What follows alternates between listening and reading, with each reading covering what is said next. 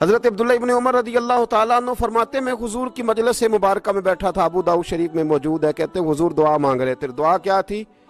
دعا حضور یہ مانگ رہے تھے، رب اغفر لی، یا اللہ ہمیں بخش دے، وتب علی، اللہ ہماری توبہ قبول فرما، انک انت التواب الرحیم، بے شک تو توبہ قبول کرنے والا اور رحم کرنے والا۔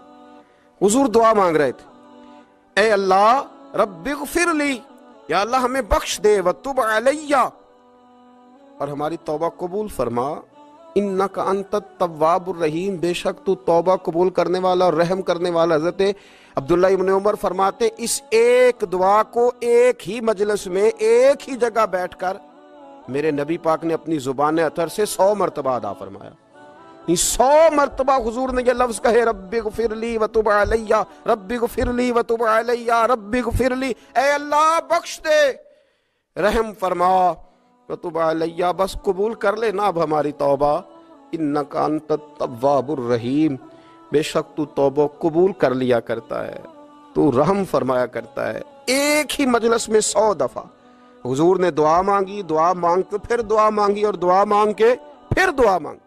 اللہ کو منایا میرے رسول پاک، حضور نے ہمیں بتلایا، اسے مناؤ، اس کی بارگاہ عالی مرتبت میں جھکو، اور حضور نے خود بھی یہ طریقہ ہمارے سامنے بطور سنت کے چھوڑا، اور پھر نبی پاک صلی اللہ علیہ وسلم نے آگے بڑھ کے ہمیں کچھ اور باتیں بھی ارشاد فرمائی۔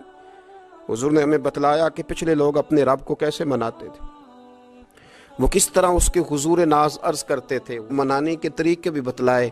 فرمایا جب ماں باپ دعا مانگیں گے اولاد کے حق میں تو وہ مان جائے گا۔ حضور علیہ السلام نے فرمایا جب مسافر دعا مانگے گا تو اللہ مان جائے گا۔ فرمایا میرے رسول کریم نے کہ جب بیمار دعا مانگے گا تو اللہ مان جائے گا۔ اور سید عالم علیہ السلام فرمانے لگے جب تمہارے ضعیف، کمزور، مجبور لوگ دعا مانگیں گے تو اللہ مان جائے گا۔ اور حضور نے فرمایا جب تم فرض ادا کر کے دعا مانگو گے تو اللہ مان جائے گا۔ اور میرے محبوب نے فرمایا جب پچھلی رات اٹھ کے تم اس کے حضور عرض کرو گے تو وہ تمہاری دعاؤں کو قبول کر لے گا، وہ تم مان جائے گا۔ اور حضور نے ہمیں دن بتائے، فرمایا جمعے والے دن مانگنا مان جائے گا، شب قدر کو مانگ لینا مان جائے گا، شب برات میں دعائیں کرنا وہ مان جائے گا، رمضان کی راتوں میں مانگنا مان جائے گا، قرآن پاک کے ختم کے موقع پر دعا کرنا مان جائے گا۔ طریقے بتلائے۔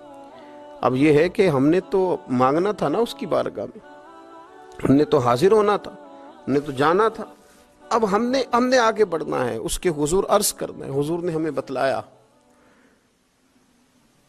کہ مومن متقی ہوتا ہے نا، پرہیزگار ہوتا ہے، تو اس نے کچھ نیکیاں بھی کی ہوتی ہیں، جس طرح اسے اپنے گناہوں کا پتہ ہوتا ہے نا، تو اسے پتہ ہوتا ہے کہ نہیں یار فلاں کام میں نے فقط اللہ کی رضا کے لیے کیا ہوا ہے، وہ میرا اور میرے رب کا راز ہے۔ فرمایا جب تم بڑے الجھ جاؤ نا، جب تم بڑی آزمائش میں آ جاؤ، اور جب تم سمجھ لو کہ اب میں بڑی تکلیف میں آ گیا ہوں، تو پھر ایک طریقہ حضور نے ہمیں اور بھی بتلایا مانگنے کا، ایک اور طریقہ بھی بتلایا، اور وہ روایت صحیح مسلم میں موجود ہے۔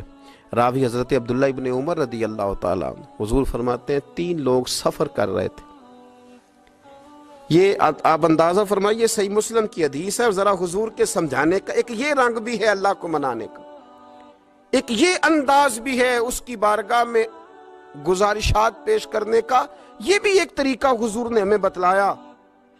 اگرچہ اپنی نیکیوں کو چھپانا چاہیے، نیکیاں جو چھپی ہوئی ہوتی ہیں وہ قیمتی ہوتی ہیں، وہ قیمتی چیزیں ہوتی ہیں جو لوگوں نے چھپا کر کے رکھی ہوتی ہیں۔ حضرت عبداللہ ابن عمر فرمانے لگے کہ نبی پاک صلی اللہ علیہ وسلم فرماتے ہیں 3 لوگ سفر کر رہے تھے، رستے میں طوفان آ گیا، تیز بارش شروع ہو گئی، تو حضور فرماتے ہیں وہ تینوں بارش سے بچنے کے لیے ایک غار میں چھپ گئے۔ ہم کو پتہ ہے پرانے زمانے کے اندر غاریں ہوتی تھیں، اور لوگ جب سفر کرتے تھے لمبے تو پتھروں اور پہاڑوں کے بیچ میں سے سفر کرتے تھے، وہ غار کے اندر چلے گئے۔ اب چونکہ طوفان بہت زیادہ تھا، جب وہ غار کے اندر چلے گئے تو اللہ کے پیارے حبیب صلی اللہ علیہ وسلم فرماتے ہیں پتھر اوپر سے لڑکتا ہوا آیا اور غار کے منہ کے آگے آ کے اس نے غار کو بند کر دیا۔ اب اتنا تیز اور اس مضبوطی کے ساتھ وہ پتھر لگا اور اتنا صحیح فٹ ہوا کہ اندر روشنی آنی بھی ختم ہو گئی۔ اب 3 لوگ ہیں، تھوڑی دیر تو وہ پریشان رہے کہ شاید اب کبھی بچ نہیں سکیں گے, شاید چاروں جانب اندھیرا ہی ہے اور اندھیرا ہی رہے گا, شاید یہاں سے نکلنے کے لیے اب ہمیں کوئی رستہ میسر نہیں آئے گا. وہ پہلے تو پریشان ہوئے, پھر کہنے لگے یار اس طرح کرو, ذرا غور کیجئے گا میری بات پہ. فرمایا اس طرح کرو, اگر کوئی زندگی میں نیکی کی ہے نا تو ذرا اس نیکی کو یاد تو کرو, اور یاد کر کے اس مالک کے حضور عرض تو کرو, وہ کریم ہے, کوئی آنکھو شاید من جاوے تے گل کم تتڑی دا بن جاوے, عرض تو کرو. تو ان میں سے یہ آپ اندازہ فرمائیے, یہ بات بیان کون کر رہا ہے؟ یہ مدینے والے رسول بیان کر رہے ہیں, یہ نبی پاک علیہ السلام نے بیان فرمایا. یہ وہ کہانی ہے جو ہمیں ہمارے نبی پاک نے سنائی, رسول کریم علیہ السلام نے ہمیں بتلائی, یہ داستان محبت. حضور فرمانے لگے, ایک نے ان میں سے ہاتھ اٹھائے اور اس نے انداز کیا چھیڑا, عرض کرنے لگا اللہ تو جانتا ہے نا میں نے بکریاں رکھی ہیں, میں غریب ہوں, مزدور ہوں, اور مالک تو یہ بھی جانتا ہے کہ میرے بچے بھی ہیں, بیوی بھی ہے, پر میں جب بھی گھر لوٹا ہوں تو دودھ میں نے بچوں اور بیوی کو پہلے نہیں دیا, بوڑھے ماں باپ کو پہلے دیا. اللہ میں نے ان کے ساتھ ہمیشہ کرم کے بازو کھول کر معاملہ کیا. وہ غار میں تنہا بیٹھے ہیں اور اپنے مالک کو منا رہے ہیں.